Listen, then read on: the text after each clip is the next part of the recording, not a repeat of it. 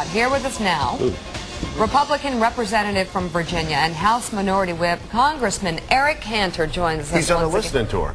He's on a listening tour, like Hillary Clinton's. No, it's better than that. Oh, even better. Okay. Yeah. Well, there's a lot of talk about the future of the Republican Party, and the Democrats are somewhat mocking it in a very gloating, smug commercial. Have you seen that? No, I haven't actually. Oh, I wonder if we should play it. Should we play it? Yeah, we'll play it. We'll play it. All right. We'll play it. Pete's getting it, racking it up. So let's start with Rush Limbaugh, who seems to be mocking the idea of a listening tour. What do you say to Rush?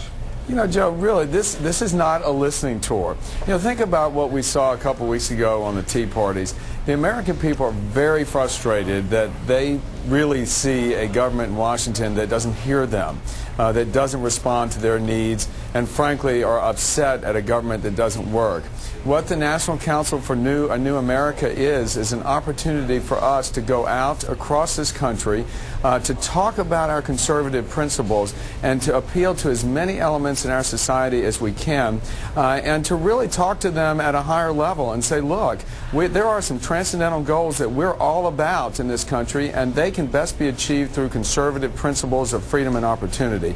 That's what this movement is really about. But you know, following up on Rush's point about how you need to go out on a teaching tour, I look at a budget that's passed that the CBO says is going to bankrupt America. I look at a lot of policies that we're moving towards that I think are terrible for America. And then I look at polls that show that this president has 65, 66, 67% approval rating.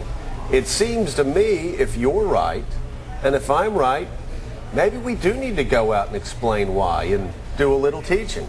Well, you know, look, Rush is talking about conservative principles, and we're talking about conservative principles. And no question, Joe, this president is extremely popular personally, but it's his policies, once the details are fleshed out, that have proven in the polls over and again to be not very popular at all.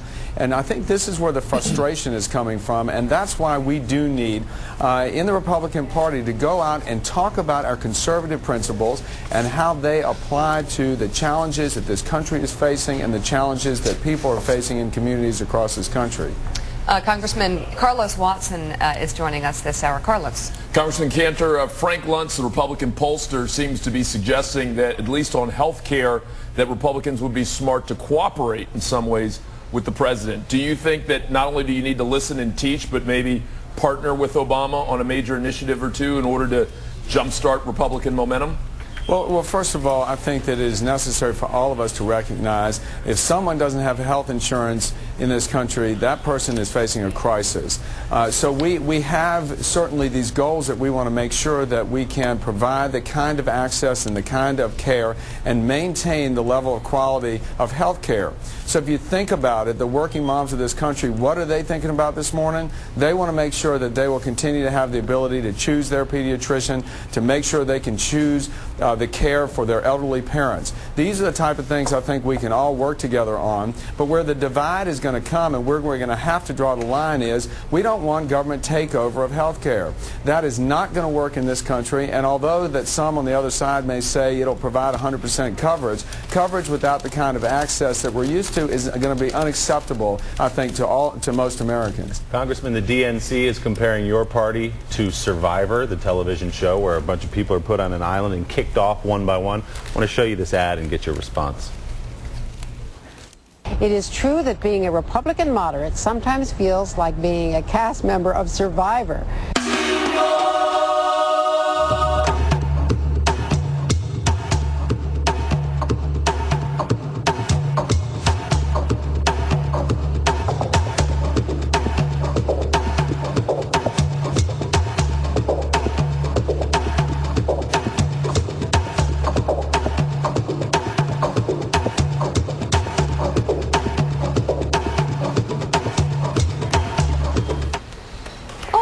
Well, you know, a little bit lame. Hey, that was lame. Hey, Congressman, we sit here most mornings and we have people from both sides of the aisle talking about things that they think affect the American people. And at least me, I'm speaking only for myself, I have to tape my eyelids open in order not to fall asleep while they carry on with the political language that I think too many people in Washington use. You just raised the issue of health care. We live in the only civilized nation in the world where if unfortunately your child gets sick with a really terrible illness, you might find yourself in bankruptcy court in order to pay the bills.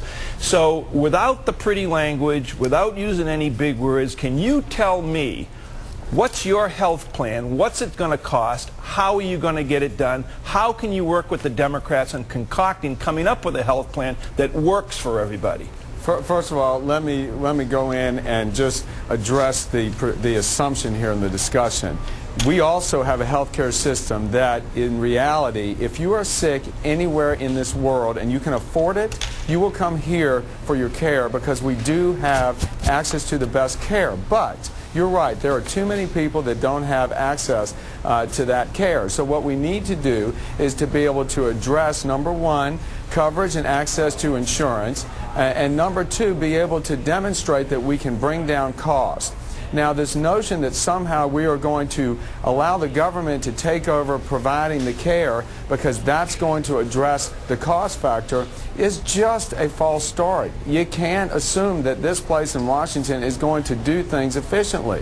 What we do know is we need to promote the ability for people to, number one, if they lose their job, they don't necessarily lose their health care. Number two, if they are sick and have a pre-existing condition, we must allow for them the ability to access affordable coverage, because that's a huge issue right now. How people can actually access that coverage when they are sick.